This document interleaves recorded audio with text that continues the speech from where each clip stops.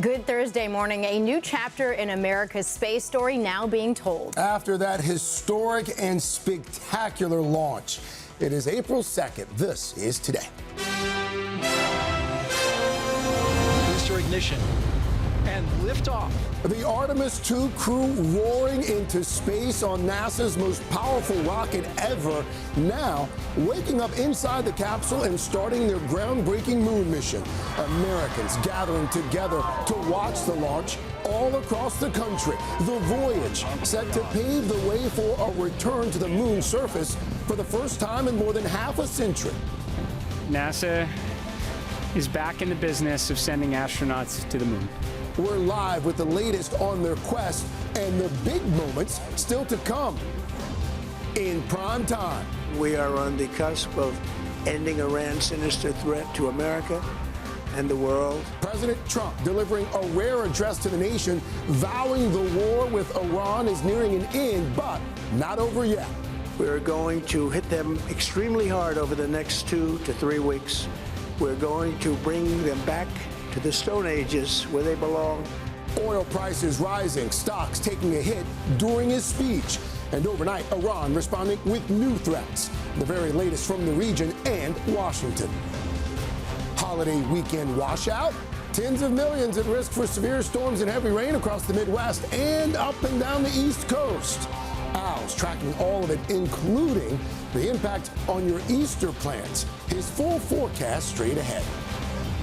On the stand, the Hawaii doctor charged with trying to kill his own wife testifies at his high-profile trial.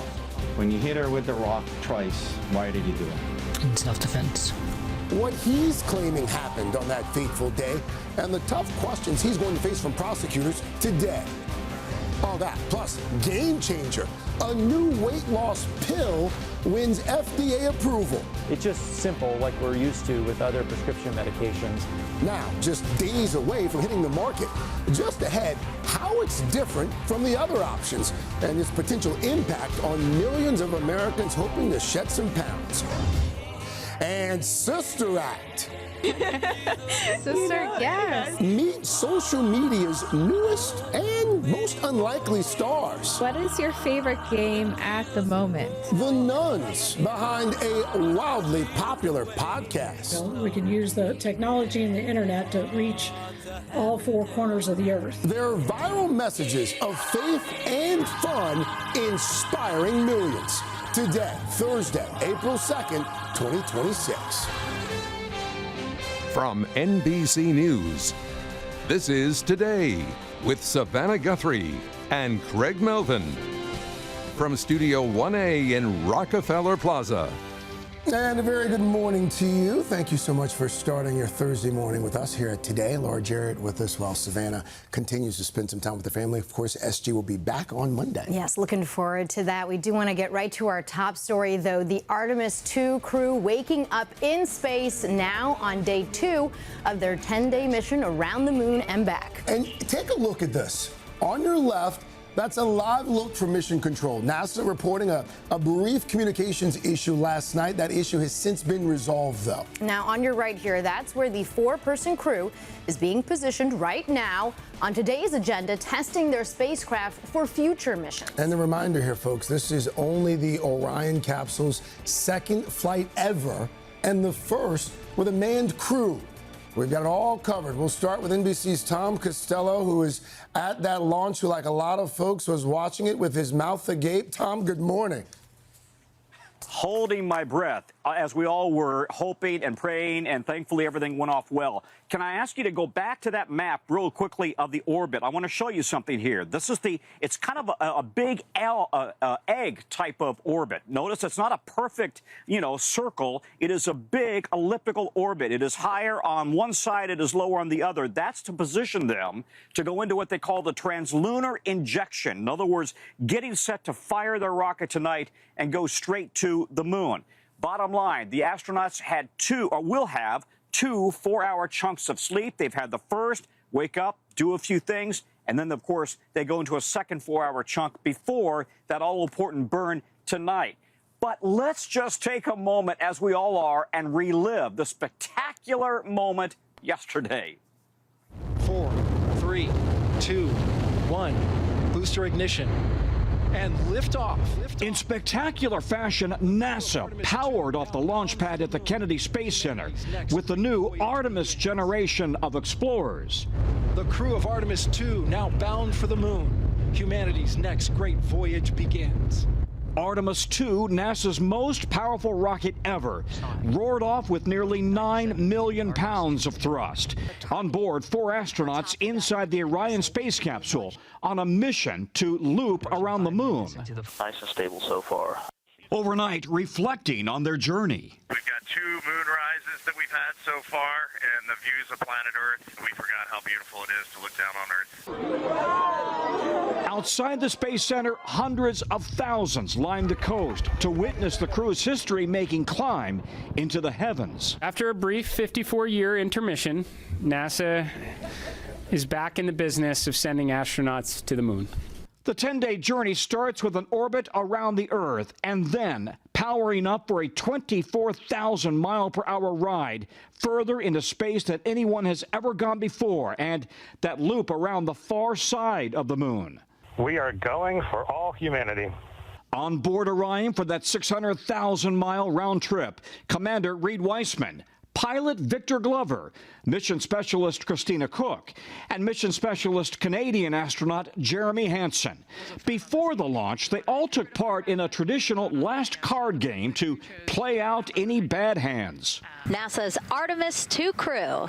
After a final goodbye to family members, the astronauts in their orange spacesuits rode the launch tower, then climbed into the Orion capsule high atop Artemis. While this flyby trip will not include a lunar landing, it will chart a path for humans to return to the moon in 2028 and eventually use a surface base as a launching pad onto Mars. And the sun is rising on integrity.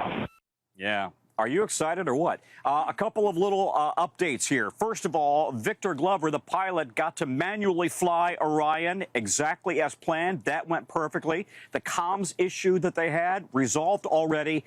And maybe the most important one, at least for the folks on board that spaceship, the toilet is now fixed. It's working. Brand new toilet. You want to have it working before you head to the moon. Laura and Craig, back to you guys. Glad to hear that for sure, Tom. Tom, thank you. For more on the successful launch and the historic mission ahead, we want to turn to former NASA astronaut Mike Massimino, who is also there for us at the Kennedy Space Center this morning. And Mike, I understand you got to take in the history last night with a brotherhood of former astronauts. You watched that rocket go into space. What was going through your mind there, Mike? Craig, it was really, it was just an amazing experience. And to be there with my colleagues, some of them I hadn't seen in over a decade. So many of us showed up for this with our guests to view it. I think the feeling was that this is what when we became astronauts. I became an astronaut 30 years ago. I was selected. A lot of my classmates were there. Some there much before me.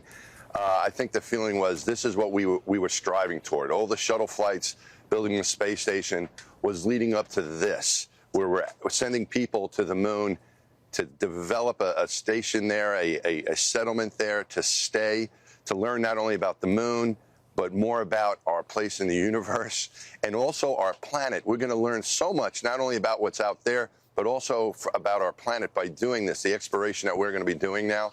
And I felt like a new era has really started. And this was the first step. And if we choose, and I hope we will choose as a world to continue this journey, I think we can't even imagine what we're going to learn from it. A new era indeed. Mike, so obviously they're getting to explore their new digs. They're now on day 2 of 10. Walk us through exactly what work they're going to be doing to prepare for future missions. Yeah, so Lara, this is really a test flight. So as you mentioned earlier, and Tom mentioned in his piece, they're doing some checkout of the Orion spacecraft. This is the first time the spacecraft has been launched with people on it. They did some proximity operations tests, meaning that with one of the upper stages, they flew the vehicle around that other object to see how well it handles, how it controls, because eventually you're going to want to do those same types of operations with a landing vehicle. You have to be able to dock with it. And so how precisely can you control the Orion in relation to another object? So that's going on. And then the big event is going to be later tonight. So this evening, they're going to fire their engine and they're going to head toward the moon and put themselves in what's called a translunar injection burn. That's going to be the burn to put them on a path to the moon. It's going to take about 4 days to get there. Once they get there, they're going to be doing a lot of photography and tests, radiation measurements, communications tests, against checking out the spacecraft, making sure everything works, including the toilet, and all the systems that they're all working. And then they're going to be on a trajectory to come home. It's in about another 4 days to come home, and then we'll hopefully see them back here on planet Earth in about nine or so days from now. Well, former NASA astronaut Mike Massimino for us there in Florida. Mike, thank you. Your excitement, palpable. Another fellow who was just as excited watching that launch, Al Roker. We're going to check in with Al in just a bit there in Florida as well. Yeah, Al was having quite a bit of fun from what we saw. Also breaking overnight, President Trump delivering this rare primetime address to the nation, making his case for what he says will be several more weeks of this war with Iran. But the lack of specifics rattled markets and oil prices as attacks continue to spread across the Middle East. We have it all covered for you, starting with NBC's Gabe Gutierrez at the White House for us. Gabe, good morning. Laura, good morning. That speech from the White House rehashed many points the president had made recently, and he offered no specifics on how the crucial Strait of Hormuz will reopen. But a senior White House official tells me the president's intended audience was the American people, who are not following the war's developments day to day.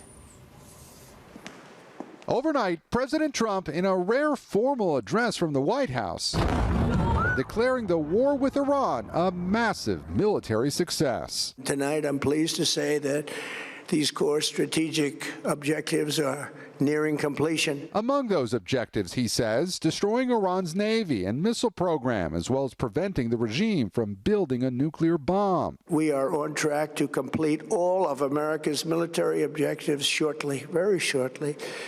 We're going to hit them extremely hard over the next 2 to 3 weeks. We're going to bring them back to the Stone Ages where they belong. A U.S. official telling NBC News the military checklist for the war is almost complete. Overnight, Iran responding to the president, saying the U.S. has not destroyed key targets, adding, assuming they have, will, quote, only deepen the quagmire in which you have trapped yourselves, and warning the U.S. to expect more forceful, broader, and more destructive actions from us. Iran has also said it won't open the Strait of Hormuz for the U.S., blocking the critical global shipping lane. The president increasingly frustrated with global allies who have been reluctant to join the war and help protect the passageway. The countries of the world that do receive oil through the Hormuz Strait must take care of that passage. They must cherish it. They must grab it and cherish it. Also predicting the strait will open when the conflict is over. It'll just open up naturally. Overnight, global markets fell sharply, rattled by the uncertainty. All of it coming amid rising gas prices here at home and growing skepticism over the conflict. Yesterday, in a speech to faith leaders at the White House, the president saying the federal government needs to focus on the military while discussing fraud and funding for domestic programs, which he says states should run. We're fighting wars where we can't take care of daycare. It's not possible for us to take care of daycare. Medicaid, Medicare, all these individual things, they can do it on a state basis. You can't do it on a federal. We have to take care of one thing, military protection. The White House posting, then removing the speech, which was closed to the press. The remarks coming as the president is also pressuring Republicans to end the partial government shutdown. While TSA officers are now getting paid, easing those long airport lines. Overnight, GOP leaders in the House and Senate announcing a deal that would fund the Department of Homeland Security, except ICE and Customs and Border Protection, key sticking points where Democrats want reforms. During last night's primetime address, the president made no mention of the potential for American boots on the ground in Iran. He does say the new regime is less radical and much more reasonable. But multiple Western officials, U.S. intelligence assessments, and regional analysts tell NBC News there is no indication that new leaders in Iran have made a break with the Islamic Republic's ideology. Laura and Craig.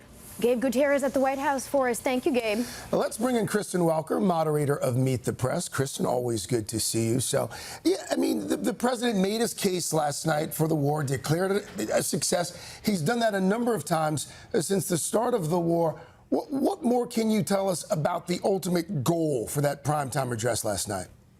Well, Craig, according to the president's allies I've been speaking with, the president's goal was to really lay out his rationale in the most fulsome way for the war in Iran to the American people and to try to calm jitters from Wall Street to Main Street, even though that clearly hasn't happened yet based on Gabe's reporting. Look, Senator Lindsey Graham, a Trump ally, posted on social media overnight, President Trump, quote, gave a compelling explanation as to why we had to act against this evil regime. Look, while the president argued last night the war will end soon, he did leave a lot of critical questions unanswered, including what his strategy is for exiting, whether he plans to put troops on the ground, as Gabe said, and his critics say he didn't show empathy for the higher prices Americans are dealing with. In fact, former Republican Congresswoman Marjorie Taylor Greene said all she heard from the speech was, quote, war, war, war. Recent polling shows this war is deeply unpopular with Americans. According to a recent CNN poll, 66% of people disapprove of the conflict, and there has been a 12-point jump among those who strongly disapprove of the war, numbers that are concerning to Republicans against the backdrop of what we know is this midterm election cycle, the political focus of Washington.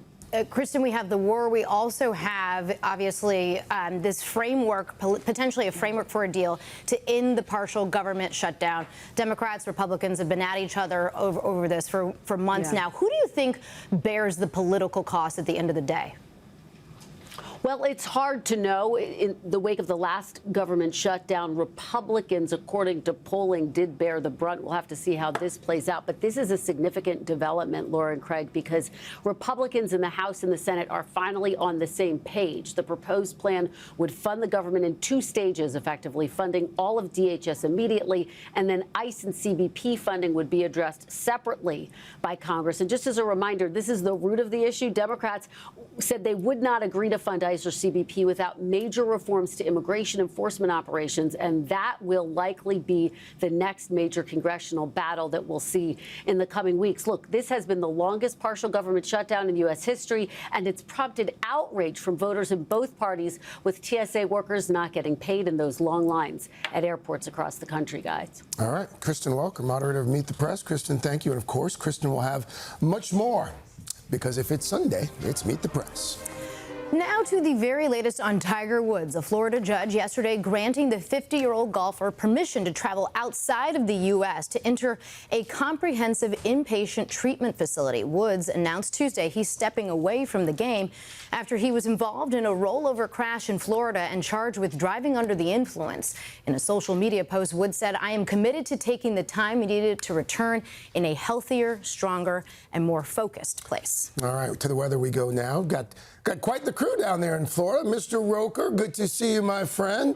It looked like you were having quite the time last night.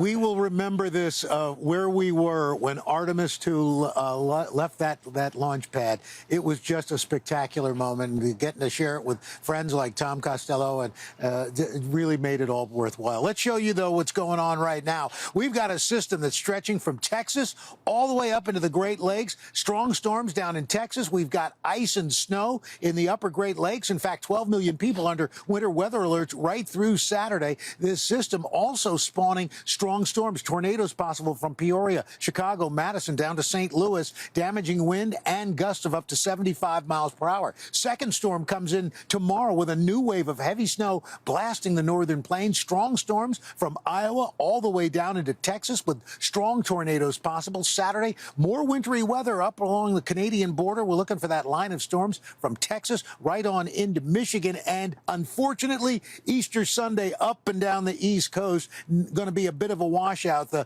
Easter egg hunts are going to be a little on the soggy side. Upwards of 12 inches of snow in parts of northern Minnesota and the plains. We're also looking for ice accumulations, anywhere from 1/10 of an inch to 1/2 an inch, power outages and treacherous roads, and then heavy rain from Cadillac, Michigan, all the way down to Dallas. That's what's going on around the country. We're going to get to your local forecast coming up in the next 30 seconds. We're back, 7:30, giving some camera time to the large and happy crowd out on the plaza as we get ready to head into this holiday weekend. A lot of people in town enjoying their spring break vacations as well. Carson Daly has made his way inside here. Looking forward to getting out there and saying hi to the folks. We've got a lot of news to get to. On this busy Thursday morning, starting with that high-profile trial in Hawaii. The Maui doctor charged with trying to kill his wife during a birthday hike will be back on the stand today after telling jurors he acted in self-defense. NBC's Steve Patterson is covering the case for us. Steve, good morning. Laura, good morning to you. The jury heard from 2 other witnesses before Dr. Gerhard Koenig took the stand, including a forensic pathologist who called into question some aspects of Ariel Koenig's version of that hike. The defendant then took the stand, hoping to convince the jury that he's not guilty of attempted murder. I felt like a shove, and I was almost pushed over the edge. After weeks of dramatic state witness testimony in the heat of a Hawaii courtroom, Maui Dr. Gerhard Koenig is now speaking out on his own behalf. Did you have a plan to kill your wife on the mountain that day? No. Did you try to throw her off a cliff? No. Did you try to stab her with syringes? No. When you hit her with the rock twice, why did you do it? In self-defense. Telling the jury that it was his wife, Ariel, who attacked him first, and her bloody injuries were caused by a sudden violent scuffle that started moments after the couple took a selfie during a birthday hike on this Oahu trail. Koenig saying the two had been having problems because of Ariel's relationship with another man, but he still hoped they could work things out. Did you plan this trip on Oahu to try and kill your wife? No. Were you trying to do something nice for her birthday? Yes. But prosecutors and Ariel say it was a deliberate, vengeful attack. He takes a deep breath, and then he just starts hitting my face and my head with a rock. Witnesses for the state included Gerhard's son from a previous marriage, who testified his father FaceTimed him immediately following the attack. What did the defendant tell you during that call? That Ari, my stepmom, had been cheating on him, and that he tried to kill her. Dr. Koenig growing emotional as he testified he was in severe distress during the call, contemplating suicide, and his son misunderstood what he was saying. He saved my life that day, but I put him in this position where he is now, where he thinks I tried to kill her. The doctor hoping to convince the jury to believe his version of events. You reacted to defend yourself in the heat of that moment. You said yes? Yes. But did you still feel bad about it? Yes. So, Steve, the case is now entering its final chapter. What's coming next? Yeah, Laura, the judge is indicating to the jury that the case is entering its final hours. Koenig will be cross-examined by prosecutors as court resumes today, likely followed by closing arguments before court goes dark on Friday. He estimates the jury is likely to have the case by sometime next week. Laura? All right, we'll see what happens on cross-examination. Steve, thank you. All right, just ahead, the legendary Meryl Streep on a possible return to one of her most beloved films, plus the star's surprising connection to her most iconic role. First, though, an inside look at the just approved weight loss pill. That's right, it's a pill expected to change the game for millions of Americans. What makes this one different, how much it's going to cost, and how soon it will be available. We'll have that for you right after this. We are back now at 7:38, and this morning on In Depth Today, major news in the multi-billion-dollar world of weight loss medications. Yeah, there's been a lot of news lately, and now the FDA approving a new pill that's expected to serve as a more convenient choice for millions of Americans. NBC's Ann Thompson joins us now with everything we need to know. Ann, good morning. Good morning. The weight loss drug industry is growing because we all want to slim down. So far, an estimated 1 in 8 Americans have tried those GLP-1 injections, but now new and easier applications are on the market that could grow it even more. This morning, a new option for millions looking to try those popular weight loss drugs without having to use a needle. Still to this day, I get shot anxiety. The FDA approving Eli Lilly's new GLP-1 pill called Foundayo, set to hit the market next week. It follows the red-hot debut of the Wegovy pill earlier this year from Novo Nordisk. Day 5 of taking the Wegovy pill. Foundayo's selling point takes convenience one step further. Unlike Wegovy, you don't have to take Foundayo on an empty stomach and then wait 30 minutes to eat or drink. You can take it any time of day without regard to food. It's just simple, like we're used to with other prescription medications. That fact could help propel the already booming weight loss drug industry from $73 billion this year to $250 billion by 2034. How significant is this? I think that, people are generally very excited about an oral GLP-1, but the fact that this can be taken so easily is incredibly important because so many people have other medications that they need to worry about taking. Foundeo helps 77-year-old Maggie Linton. She says she lost 60 pounds over 2 years during a clinical trial. Did you ever try an injectable weight loss medicine? No, I never tried an injectable, and mainly because I just don't like needles. While not as effective as the injections, both pills help people lose weight. Studies show patients who took the highest dose of Foundeo lost 12% of their body weight on average, some 27 pounds. Cost could still be a barrier for many. The new Lilly pills are priced similar to Wegovy. Cash customers will pay $149 for a month's worth of the starter dose. The prices go up with the dosage to as much as $349 a month.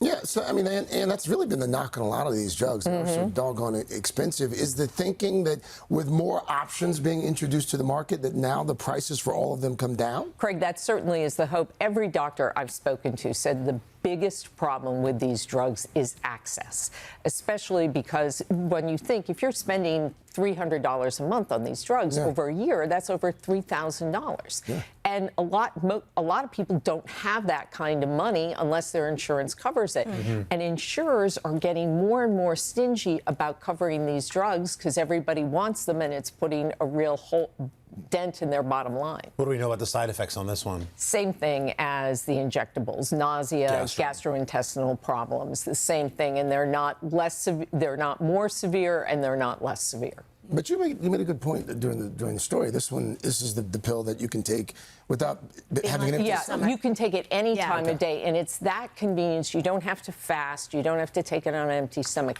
That convenience is going to be a game changer, according to doctors I've talked to. See, thank you, Ann. Appreciate it.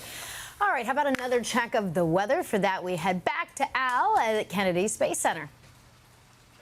Hey, it's a beautiful morning down here in the Kennedy Space Center, and a beautiful morning with warm temperatures throughout a good portion of the country. Take a look. We've got a few record highs again possible, but an April chill back from the plains all the way into the Pacific Northwest. Minneapolis, you're going to be chillier than normal. Yesterday, New York City was 80-something degrees. Today, only 46. Dallas, though, you'll be at 85 degrees. We make our way tomorrow into those warmer temperatures for New York, back up to 68. Memphis, 85, but Rapid City, yours cooler than average. Same with Minneapolis. And as we go into next week, Philadelphia, Saturday, you're 82. By Monday, you're 57. Temperatures in the low 70s in Little Rock. Cleveland, you're hovering after being in the mid 70s on Saturday. You'll be in the upper 40s by the end of the week. That's what's going on around the country. Here's what's happening in your neck of the woods. And that's your latest weather. Guys? All right, Uncle Al, great work on the launch last night, too, buddy. Back here in Studio 1A, Pop Start Sneak Peek. And we've got a good one for you. Good news for ABBA lovers. Meryl Streep just shared her thoughts on another Mamma Mia sequel. Take a listen. Meryl Streep, would you be into doing Mamma Mia 3? Damn, yes. That was a very fast yes. Meryl's co-star Amanda Seyfried has been endorsing a third movie for years. Let's get these ladies a script. By the way, while we're on the topic of Meryl, remember when Anna Wintour shared her take on the Oscar winner's performance of Miranda Priestley in The Devil Wears Prada, a role long believed to be inspired by the Vogue icon herself? First of all, it was Meryl Streep, which fantastic. And then I went to see the film, and I found it highly enjoyable and very funny. But no, I think, listen, it had a lot of humor to it. It had a lot of wit. It had Meryl Streep. It was Emily. All right, well, we all know that Anna loves Meryl, but I bet you didn't know that they are related, everybody. We can exclusively reveal here. Our Pop Start news desk has learned, thanks to our friends at Ancestry.com, that the legendary actress and iconic fashion editor are sixth cousins. They share fifth great-grandparents Thomas Smith and Elizabeth Kinsey from Bucks County, Pennsylvania. Ancestry used billions of historical records and public family trees to find that connection. And we've got even more info over at our website. If you want to take the deep dive, it's at today.com. I want to go to that family reunion. I want to see. Your Pop Start research team, that's wow. I think we dig deep enough. We're all related. We're all related. Yeah. We're all related. Yeah. All right. Although there's probably a better chance that we're related than you're related. I mean, maybe. You never know. Thanks, Greg. No, I'm just saying. You never know. JVH. And at Easter, thanks. JVH is standing by. And guys, there are birthday surprises, and then there are birthday surprises. Just wait till you see the boost we've got lined up for you right after this. JVH is here. She brought a boost. Okay, you guys, I'm bringing you a birthday boost this morning. Here's what happened when a kid on Long Island unwrapped the gift of a lifetime. We are going to ...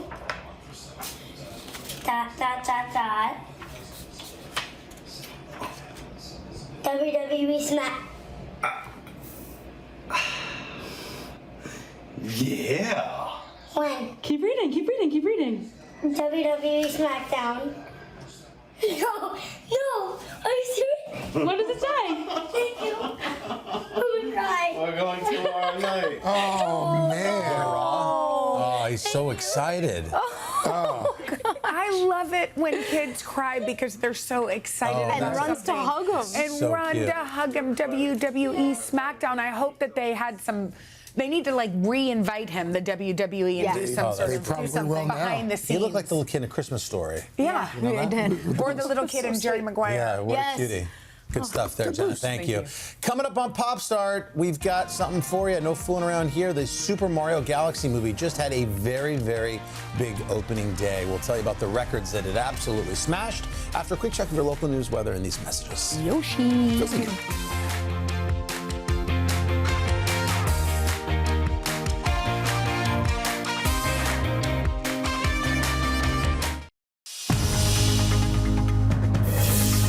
It's 8 o'clock on Today. Coming up, blast off. Booster ignition and liftoff. NASA's Artemis II crew launching their historic trip around the moon. Humanity's next great voyage begins. The mission set to carry them deeper into space than anyone has ever traveled before. We're live from the Kennedy Space Center.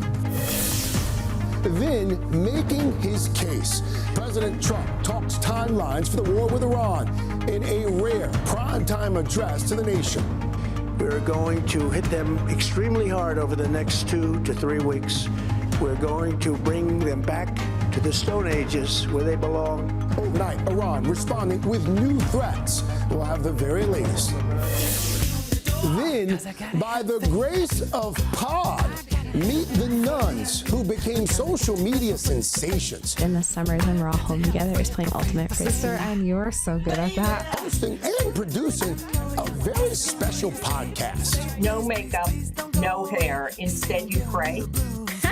Correct. A look at their spiritual online journey just ahead. All that plus Super Mario smashes records. Zendaya's hidden talent. These are their stories.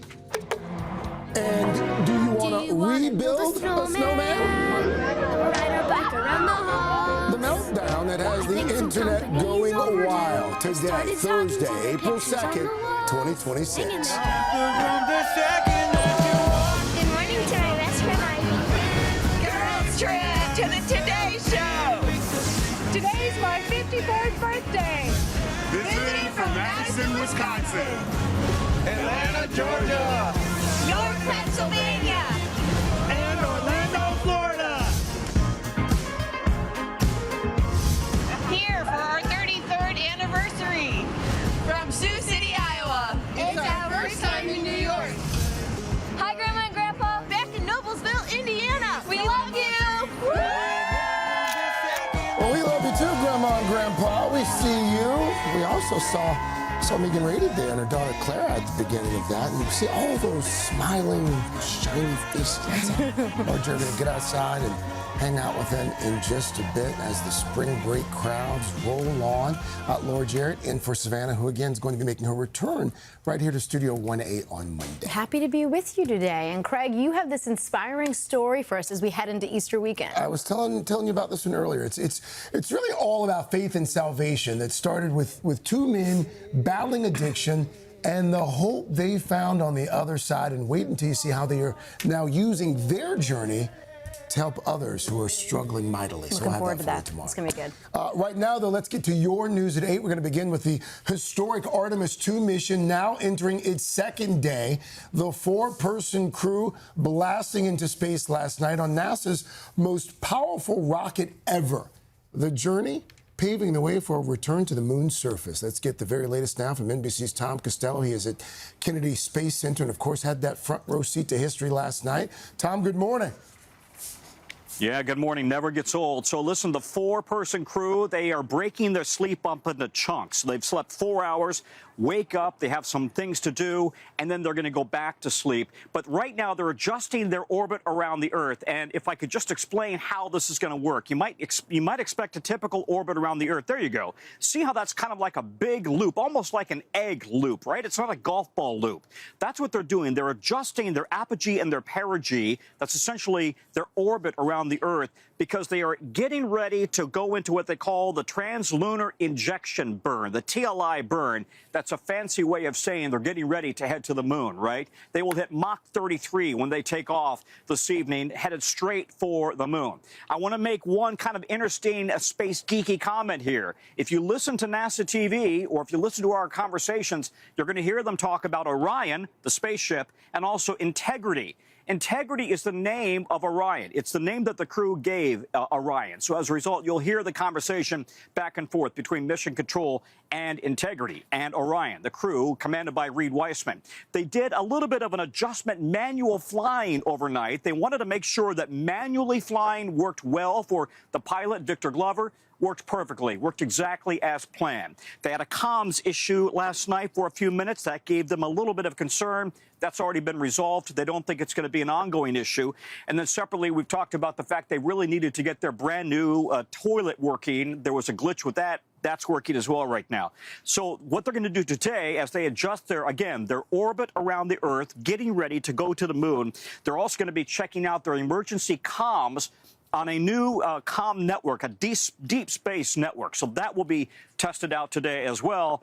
And then, again, as I mentioned, they're going to go at one point, they're going to go back and get another 4 hours of sleep before they go into the moon orbit, or the moon insertion burn, I should say, this evening. So an awful lot of excitement here that we're following very closely. Craig, back to you. All right. Tom Costello for us there in Florida. Tom, thank you. To Washington now. In President Trump's primetime address to the nation, the president declaring the war with Iran a massive military success, telling Americans that the conflict will end shortly, but he didn't offer a definitive timeline. We are on track to complete all of America's military objectives shortly, very shortly. We're going to hit them extremely hard over the next 2 to 3 weeks. We're going to bring them back to the Stone Ages where they belong. Among those objectives, he says, destroying Iran's Navy and missile program, as well as preventing the regime from building a nuclear bomb. The president made no mention of American boots on the ground in Iran. Well, now to that historic day at the nation's highest court. Supreme Court justices hearing arguments on a challenge to an executive order banning most birthright citizenship. President Trump making an unprecedented appearance to witness the debate. NBC's Chief Justice and National Affairs correspondent Kelly O'Donnell is in Washington with more. Kelly, good morning. Good morning, Craig. Those arguments in the Supreme Court raised a controversial question about the future. If birthright citizenship ended, would women in delivery rooms and new fathers have to prove their infants are qualified to be American citizens? The Trump administration says citizenship should be restricted to those with a legal home in the United States. Today, a new countdown toward a decision from the Supreme Court. The president's controversial order to end birthright citizenship was front and center, and so was he, captured in black and white and court sketches as the first sitting president to attend a Supreme Court argument. His frustration spilled out online. We are the only country in the world stupid enough to allow birthright citizenship. That's false. More than 30 nations do. Several justices appeared skeptical of the Trump administration's case. The examples you give to support that strike me as very quirky. So the text of the clause, I think, does not support you. The Constitution's 14th Amendment grants citizenship to all persons born in the U.S. The Solicitor General argued that a key clause in that text should deny citizenship if a baby is born to parents without legal residence in the U.S. He also cited birth tourism. Where 8 billion people are one plane ride away from having a child who's a U.S. citizen. Well, it's a new world. It's the same Constitution. Conservative Justice Sam Alito appeared more sympathetic. Our immigration laws have been ineffectively and in some instances unenthusiastically enforced by federal officials. Energy outside the court. The ACLU upbeat about its fight to protect citizenship rights. We have a nation of millions on our side, and we couldn't be more confident about our arguments here. Some of the skepticism in those 2 hours was voiced by conservatives on the court and Trump-nominated justices. The court's decision is expected by the end of this term in June or early July. Craig? Kelly O'Donnell for us there in Washington. Kelly O, thank you. Some big news for Gmail users. For the first time in the platform's 22-year history, account holders will now be able to change their Gmail address name. In the past, if you wanted a new name, you'd have to start over with a brand new account. Important to note here that once that change is made, both your old and new Gmail name will work if someone is trying to reach you. Users can change their Gmail address up to 3 times. So for those of us who might have had an embarrassing choice for their Gmail address. What was your first email address? No, I'm not going to share my first email address because you can still be reached, as I just read. But what, I mean, but you could see. You're interested in my AOL screen name. Yeah, what was it? It may have been B Sugar. Yes, I will admit it. It's okay. It's okay. You know what? I peaked at 16. That's B okay. Sugar. Oh God, that was worth it. Carson, what was yours? I'm just writing that down. B Sugar. I'm going to try every combination of beef sugar. See what I get. Guys, coming up, we got a superstar just revealing her love for Law & Order SVU, and she does it in a very impressive and fun way. It's that and a lot more on Pop Start. Plus, it's the downside of spring allergies, of course, and they are only getting worse from coast to coast. Luckily, we got Dr. Mike here to guide us through the ways we can nip those symptoms in the bud right after this. Thank you, B Sugar.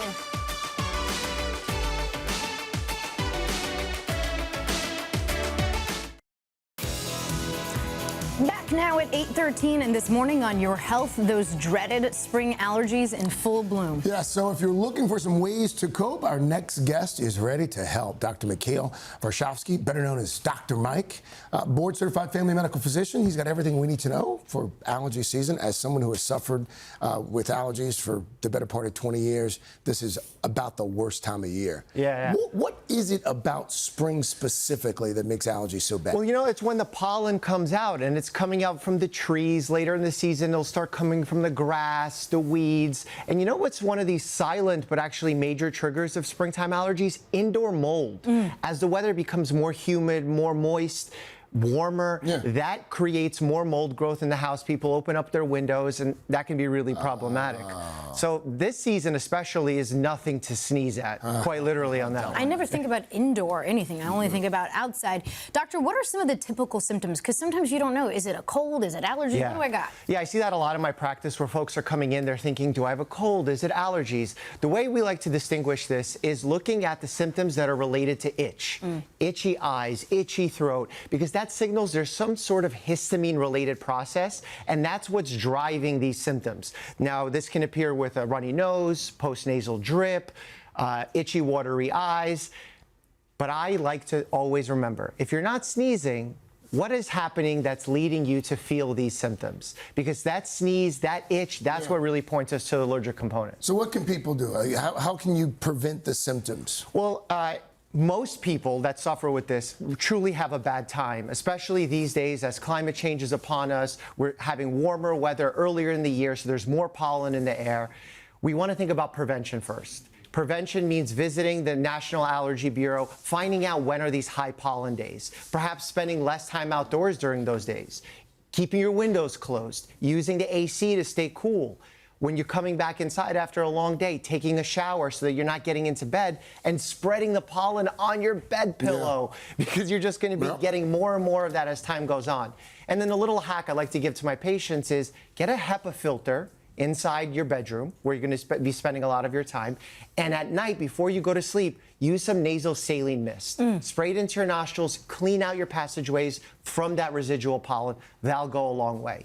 And then treatments, you want to treat early rather than later. So getting ahead of things, perhaps 2 weeks before the real symptoms start during allergy season, getting those antihistamines on board. We're thinking about the loratadine, cetirizine. I would be careful with the first generation antihistamines, the diphenhydramine, that's the Benadryl, because they can make you drowsy, especially if you're older. I've seen plenty of patients, they don't realize it, they take one of these Benadryls, they're 65 years old, they break a hip. So be very careful with the drowsy-inducing allergy medicine. Well, speaking of older patients, for those who are out there taking care of their parents or maybe even their kids, what do you think are some of the best tips? Yeah, so you got to get ahead, prevent. And when we're talking about medications, we talked about nasal saline, antihistamines, but one of the big ones for really bad allergic rhinitis, which is that runny nose, the itchy nose, intranasal steroid sprays. Okay. Those need to take 1 to 2 weeks. They take 1 to 2 weeks to take effect. So you want to start before your symptoms begin. Otherwise, you're going to be still suffering for those 1 to 2 weeks as the medicine begins to do its job. What about different parts of the country? Does it matter? Like, when I go down south, it seems like it's a lot worse than when I'm here in the north. Yeah, there's definitely a time bias there because in the south, the allergy season will tend to start in February, which seems pretty early. And then up here in the northeast, we start experiencing it mid-March, end of March. So right now is the peak season. People are really going to be suffering with this. But if we can get ahead, start thinking about prevention, getting that pollen out of our bedrooms, the better outcomes we'll get. Change those pillowcases. Oh, yeah, that's a good one, too. All right, Dr. Mike, thank you. Best time in the morning. The list might be long, but let's get right to it. First up, the Super Mario Galaxy movie yesterday. From our sister company, it debuted the highly anticipated sequel for these Nintendo icons.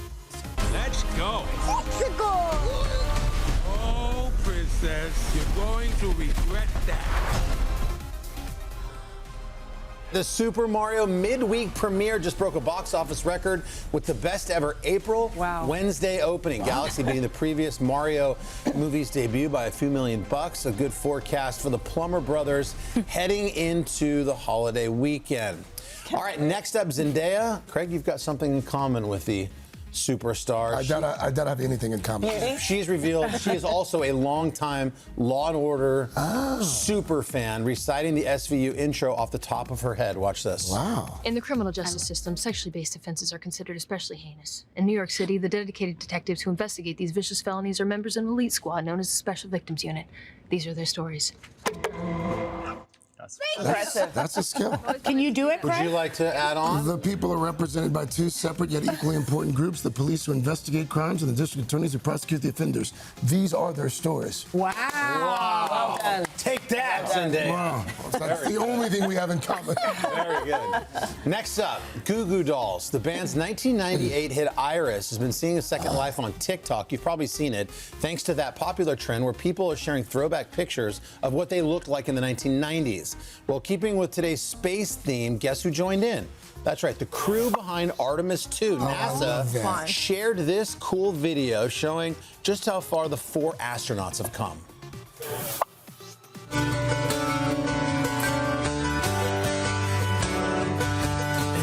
Give up forever to touch you, 'cause I know that you feel me somehow. You're the closest to heaven that I'll ever be, and I don't wanna go home right now.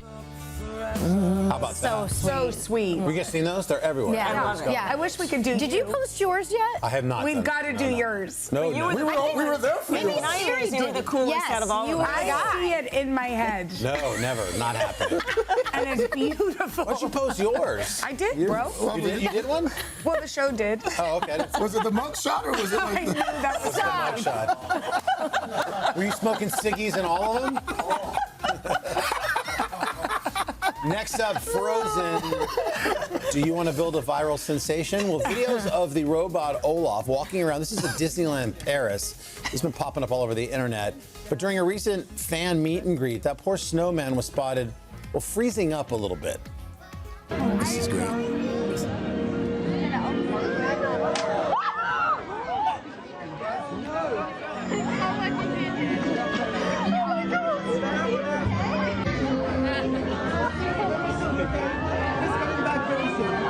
Olaf down! Oh, the carrot nose! The nose went flying. The nose. Don't worry, he got some assistance. He's getting built back up. But of course, the internet is, king. So this is some responses in the comments after seeing my bank account. And when my social battery dies in public settings, we all feel that way. Maybe spring around the corner. This just isn't the best season for a particular Frozen friend. That never happens at Universal, by the way. Well, that's right. Never happens at Universal. Because Olaf didn't go to Universal. That's also true, Right? yes. All right, next up, Kelsey Brothers. The guys are dissecting the Masters Club dinner menu set for the Tuesday before the golf tournament by evaluating the dining options that are annually chosen by the previous year's winner. Actually, So in this great case, menu. it's Rory McIlroy, who won last year, throwing out their own pitches for what they would serve. And here's what Travis suggested. Oh, boy. Mama Kelsey's dinner rolls to start it I off. feel like you go smash roll. That's the thing. You go That's the smash thing. burger? I'm going like a little smash burger, maybe some super salty fried chicken. And I'd love, I mean? You're in the South, so I feel like there should be some version of like Southern hospitality, Southern meal in there. I like what you're selling here. Yeah, I'm a big mac and cheese guy too. I've always liked the Dairy Queen ice cream cake too. Carvel, baby. Carvel, That Baskin whole menu Robbins. sounds pretty good. Yeah. Right? Very nice. Throw in some like pigs in a blanket. Dairy Queen at the Pimento Masters. cheese. Yes, please. Well, what about a vintage home kitchen classic? Here's Jason's menu. I would go complete nostalgia. PB&J, beans and weenies, hamburger helper. What else can we throw on this that we used to eat growing up? Get some Dunkaroos in there. I don't even know if they make Dunkaroos. Oh, they do. anymore. Oh, they do. Beans and weenies. Hey, if those two want to change the name of their podcast, that's the name. Beans and weenies. Beans and weenies. That is good. I would eat all that. Finally, Dylan, You would there eat you beans are. and weenies? Of course I would. Yeah. Absolutely. Am I the only one that? Get out your phones, everybody. You got a QR code there for a reason. That's where you're going to get Dilly's new podcast. The first 2 episodes are out. It's called The Parent Chat. I love this. That's a nice little play on words from The Parent Trap. We've got a quick sneak peek here. Here you are with guest Erin Andrews talking about finding humor in grief. You can always find humor in a lot of things, right? I think it would be, I don't know, maybe it was like 2 nights after or something like that. And we were sitting around and we like to do family hug. When we put him down, let's do a family hug. And he puts his arms around his daddy and mommy. And I said, Mackie, give me a hug. I'm really sad. And I was holding him and I was just crying. And he looked at me and he goes, and I was like, you're mocking me. Then I felt like Steel Magnolias. Do you have any idea what I did to my body for you? Got to add it to your list. Another great podcast out there. You know, being a parent is very humbling. Yeah. But it's also funny. It's hilarious. You guys get that. So these are just fun conversations with celebrities, with experts, with some of the folks you follow on Instagram. Love that. You're You the can search perfect Parent friend. Chat wherever you get a podcast. Thanks. You'll find that one. Congrats. More coming up on the 3rd hour. Chef Aaron Fritz after your local news. Welcome back this morning on our special Finding Faith series. We're introducing you to the latest podcast taking over the internet. Sorry, Dylan. So there's room. There's plenty of room for more podcasts. So it's called Dominican Sisters Open Mic. It's hosted and produced by a group of Catholic sisters from Ann Arbor, Michigan. NBC's Ann Thompson is back with their story, our favorite story of the day. It is just a wonderful story. It's a pleasure to tell it. This has long been a subject of fascination in American pop culture. We've had singing nuns and sisters. We've had the flying nun, Sally Field, and of course the most famous nun of all, Maria in The Sound of Music. Now some religious women have become unlikely stars on social media, and their fans can't seem to get enough. I heard of one sister for Lent. She tried to drive the speed limit like the whole time. So she gave up speeding. Yeah, she gave up speeding. Sister John Dominic. In our digital world, you might not think they had a prayer. I've grown up in a rock and roll household. I like rock music. I still do. But these Catholic sisters are lifting the veil on life. What is your favorite game at the moment? At the moment, Wingspan. And Faith. Mary is so uncomplicated, and we are. Sister, yes. Part of America's new podcast habit, Dominican Sisters Open Mic, designed to reach both believers and non-believers. Episode clips going viral on TikTok, gaining more than 10 million views in just a matter of weeks.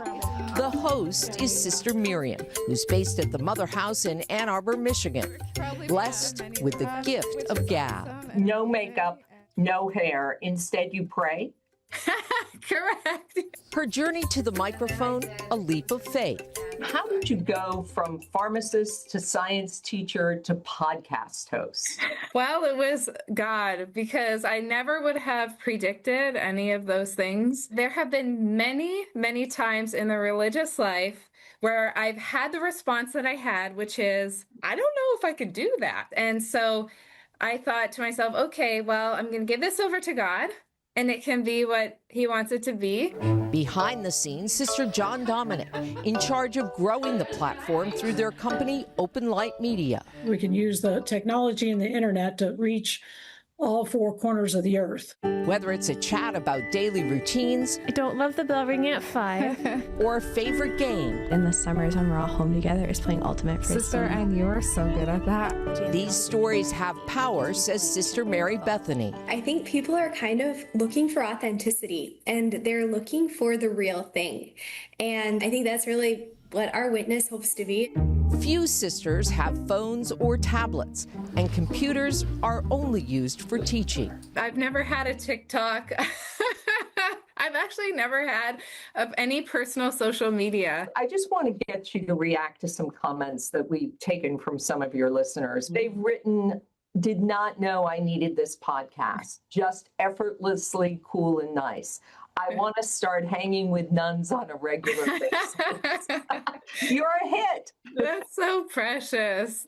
Their reward, not racking up reposts or harboring likes, but simply spreading the good news. It's a way to say, where are people? Some of them could be getting lost in it, like scrolling or trying to find meaning. Maybe they can see the sisters and say, okay, maybe there's something out there for me. Why did the TikTok show up on your feed? I don't know. Maybe God is after your heart in a way, and maybe it opens the door to him. I just pray for all the people who are listening and watching, and just pray that they'll experience God's love and his peace in their lives.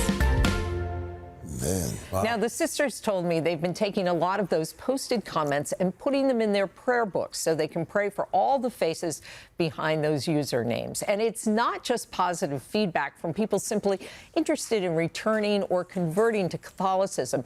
They've actually had serious inquiries about joining the order from some women, to the point that they've made an informational video about an upcoming retreat they're going to have this month, in case anybody wants to. It's like a recruiting. Yeah, really. Really, but it is extraordinary, their reach, and I think it's something about this in this era where we're also isolated with our phones, and you feel lonely when you see these people in community and that ultimate Frisbee game. Don't you just want to go to Ann Arbor? Authenticity, like one of the sisters said, right? That's what people can pick up when it's real and when it's not. Did they tell you about their dream guest? Did they tell you? Oh, yeah. I can only imagine. Yeah, of course. yes. Papa. Yeah. Pope Leo. Pope Leo, yeah. I said, did you reach out to the Vatican? I mean, this is something you probably want to do. Yeah. Yeah. So when that happens, you'll give us a follow. Come back when we hope so. They've got a few more followers after that story, Ann. Thank you.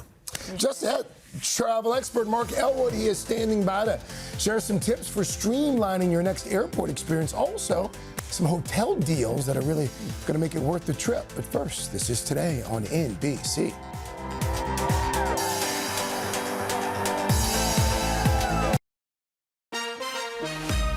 We're back now, coming up on 8:44 with today's Consumer. And if you're heading out maybe on a spring vacation or simply trying to navigate your local airport with a little less stress, Our friend and travel expert, Mark Elwood, is here with some smart strategies that can make all the difference. He's also rounded up some can't-miss hotel deals for your next trip as well. Always good to have you, my friend. Love to see you. Welcome back. Let's start with international travel. Let's start there.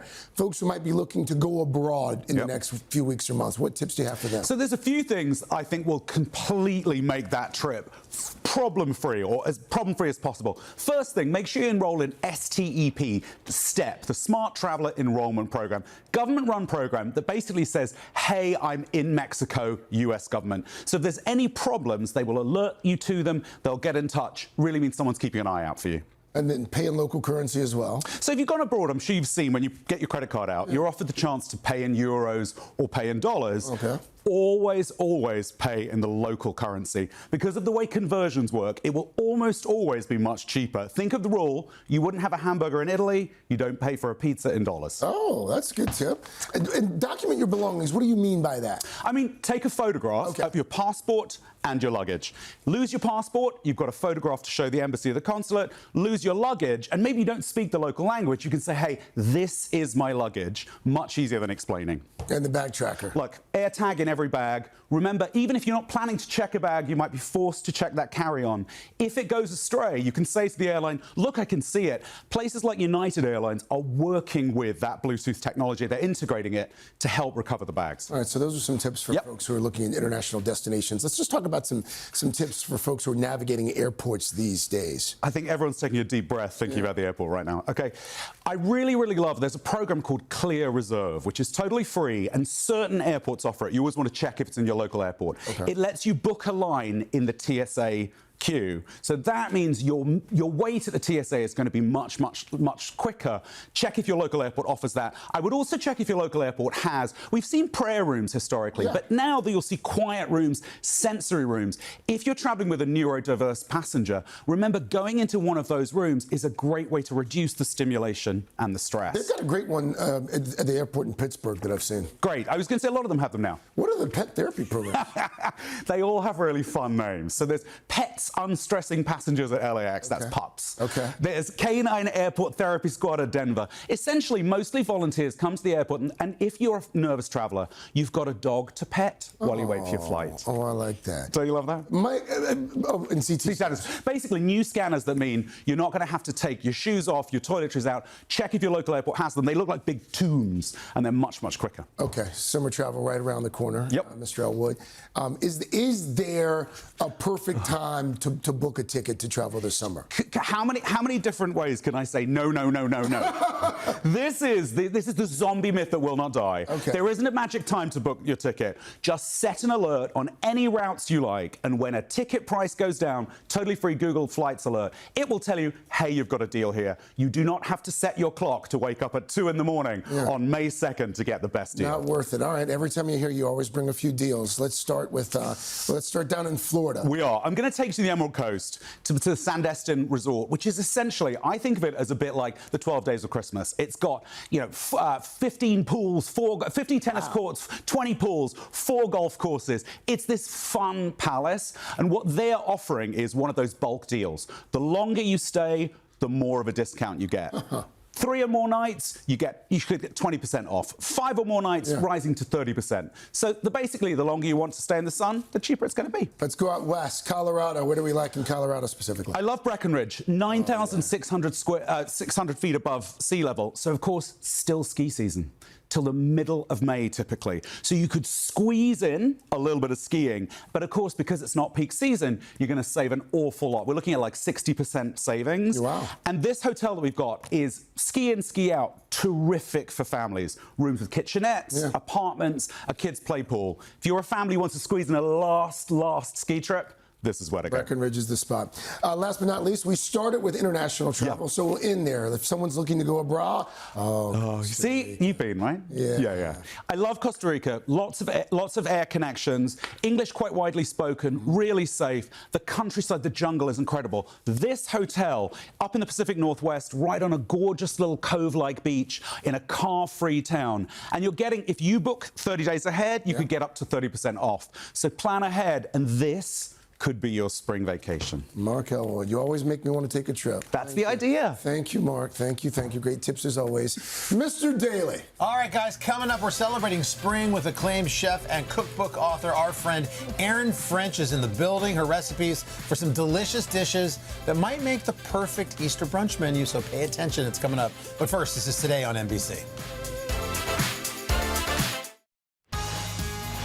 And we're back with Today Food, and of course, one of our favorites here in Studio 1A this morning, Erin French, is the chef and owner of the beloved restaurant, The Lost Kitchen, that none of us can get into. It's in Freedom, Maine, and with Easter on the way, if you're still planning that menu, she's absolutely got you covered this morning, sharing a beautiful spring menu from Volume 3 of her upcoming cookbook, Seize the Supper. Erin, always good to see you. Thank you. So the cookbook was done in what, in all seasons, right? Like Yes. there's 4 books. We covered all the seasons. It's about making moments, seizing that moment, being with people you love, using food to bring everyone together. and Prior having a to moment. today being like 20 degrees out, we felt like spring was right here. But as spring does approach, what sorts of shift is there in sort of ingredients? I'm feeling asparagus. I'm feeling chives. I mean, eggs, popovers. It's the perfect time to be really celebrating This spring. looks like an This is the awesome Sunday perfect brunch. menu. Walk us through what we need to do Okay, here. so we're going to make some French baked eggs. And this is so simple because, first of all, you won't be standing playing short order chef at the stove while everyone's sitting at the table. It's about being with them. So